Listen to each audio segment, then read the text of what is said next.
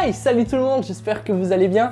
Aujourd'hui, on se retrouve pour la deuxième partie de ma vidéo sur mon bilan du véganisme après un an. Alors si jamais vous n'avez pas vu la première partie, je vous invite à la regarder juste ici. Mais pour celles et ceux qui sont des bons élèves et qui ont déjà vu, je vous invite tout de suite à commencer la deuxième partie qui se portera sur le bilan santé. Parce que oui, il me semble que c'est quand même l'un des sujets les plus importants lorsque l'on est vegan, c'est de rester en bonne santé, parce qu'on change d'alimentation, donc en conséquent, il faut s'assurer à ce que celle-ci ne nous mette pas en mauvaise santé, qu'elle nous fasse des carences, etc. Je pense que là, jusqu'ici, vous le savez. Et donc, pour voir tout ça avec moi, je vous propose de regarder un bilan sanguin que j'ai fait en juin de la dernière fois, là, donc le juin dernier, et ça faisait vraiment pile poil un an que j'étais vegan. Donc je trouve que c'est quand même un bon, on va dire, bon aperçu. Certes, certains vous font des bilans sur YouTube au bout de 5, 10 ans, voire même.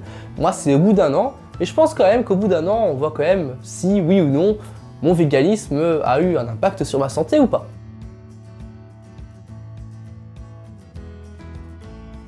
Alors avant de commencer, on va poser les bases. Le médecin m'a prescrit donc, selon elle, un bilan complet. Je ne suis pas médecin, je tiens à le rappeler, donc je ne sais pas s'il est complet à 100% ou si elle m'a fait que les trucs les plus importants, mais en tout cas, selon elle, c'était complet. Elle sait que je suis végane, elle ne pose pas de problème particulier. Je lui ai demandé un bilan sanguin complet, elle m'a donné celui-ci. Il y a toute une partie où je vous avoue, je ne comprends rien. Enfin voilà, c'est pas des choses qu'on voit d'habitude tous les jours, je pense, hein. C'est vraiment des choses très médicales. Alors, pour chaque donnée, il y a une moyenne dans laquelle on doit se situer. Pour tout ce qui est de cette partie, je n'ai aucun problème apparent, sachant qu'elle m'avait dit qu'elle m'appellerait si j'avais un problème vraiment urgent qu'il fallait que je traite. Elle ne m'a pas appelé, donc je suppose que là-dessus, tout va bien. Mais sur cette vidéo, on va surtout s'intéresser à la partie, il me semble, la plus importante que l'on connaît tous, c'est-à-dire le sodium, le potassium, le chlore, le cholestérol. Et voilà, je pense qu'on aura déjà un très bel aperçu, si bien sûr, tous ces critères ne font pas la santé. C'est sûr, mais en tout cas, sachez que pour le reste, on va pas rentrer dans les détails, je ne suis pas médecin. Je vais vous mettre là en grand, comme ça vous pouvez faire pause, le papier en entier, hein, j'ai aucun tabou à avoir, hein, vous pouvez regarder mes données. Vous pouvez voir si jamais vous y connaissez et vous verrez que voilà, quand même le médecin m'a pas appelé, je pense que tout est bon. Donc maintenant que tout ça est sur pied, donc une fois qu'on s'est mis d'accord, je vous propose de commencer. Tout de suite, on va parler du cholestérol. Dans la première vidéo, je l'avais parlé, le cholestérol chez moi, il était super élevé. Ok. J'étais pas non plus quelqu'un d'obèse ou un problème de santé particulier qui faisait que j'avais un très gros cholestérol, d'autant plus que je suis jeune, donc voilà. Mais tout de même, mon cholestérol était quand même assez haut, le mauvais, hein, je tiens à le dire. Sachant que sur le papier, comme là je vais vous mettre une petite photo, ils nous mettent en fait un petit tableau pour montrer en fait voilà, le risque que vous avez en fonction du cholestérol que vous avez. Moi ce qu'il faut savoir, c'est que je suis un patient à bas risque de maladie cardiovasculaire. J'ai pas de problème particulier au niveau du cœur, mais je me dis que voilà, vaut mieux avoir un mauvais cholestérol, entre guillemets, le plus bas possible, que de se contenir dans la moyenne, hein. C'est toujours mieux de ne pas avoir de cholestérol du tout, en tout cas pour le mauvais, que d'en avoir, même si c'est dans la moyenne. Voilà, faut dire ça comme ça.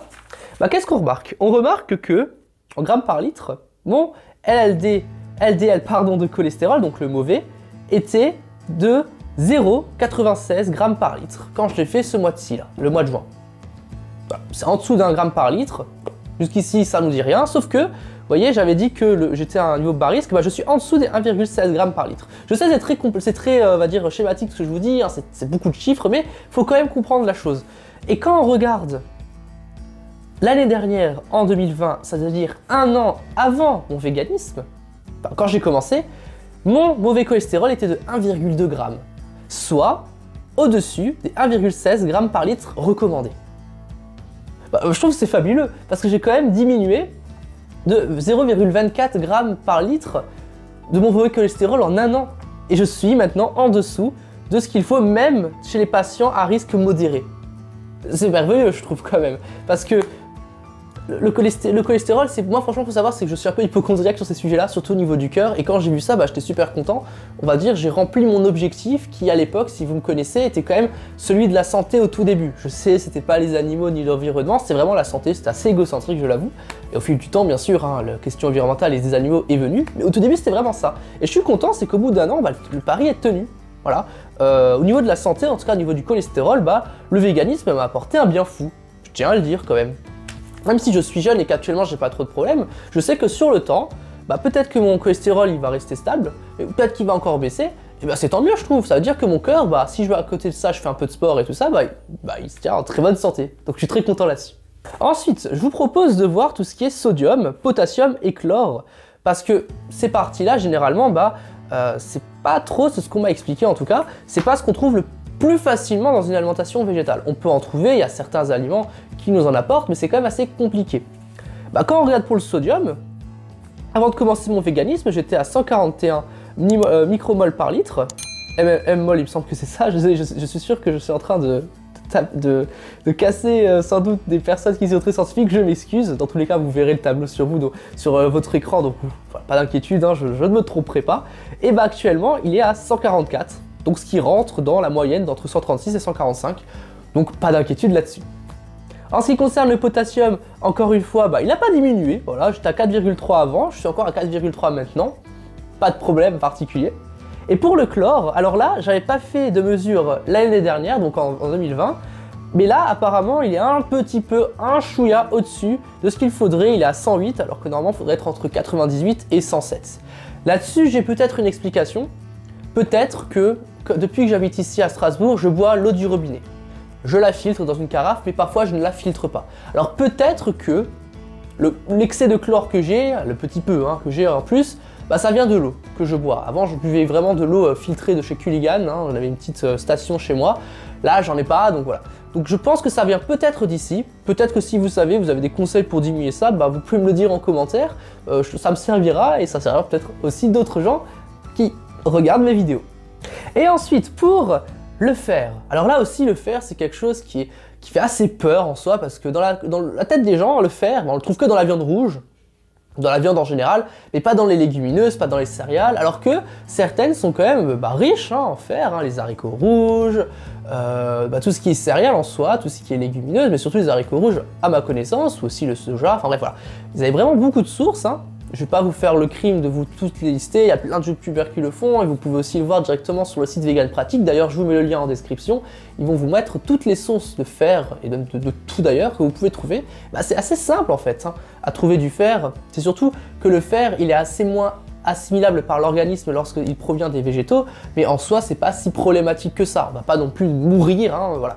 La preuve en est que, avant mon véganisme, il était de 84, et maintenant il a 88. Donc, certes, c'est pas dans la tranche la plus haute, mais avant mon véganisme, mon fer, il n'était pas non plus si élevé que ça.